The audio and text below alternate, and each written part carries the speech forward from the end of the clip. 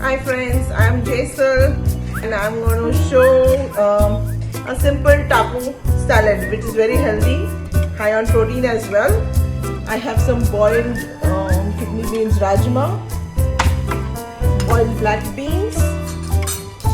I've made some fresh salsa sauce, and this is capsicum, red and yellow bell peppers, and spring onions, red cabbage,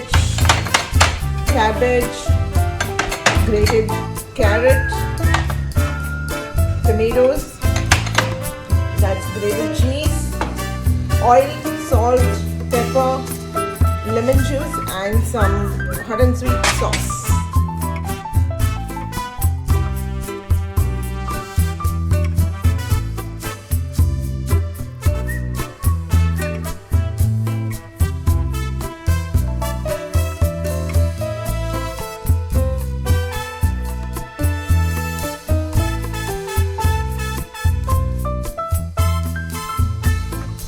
About 2 tablespoons of olive oil, lemon juice of half lemon, salt, pepper, hot and sweet sauce, fresh salsa sauce which will give all the flavor.